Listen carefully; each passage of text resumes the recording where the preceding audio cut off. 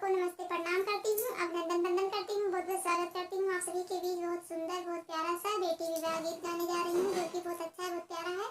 आप सभी दिल लगा के मन लगा के सुनिएगा। लाइक सब्सक्राइब जरूर करिएगा, कमेंट बॉक्स में जरूर बताइएगा कैसा लगा हमारा गीत।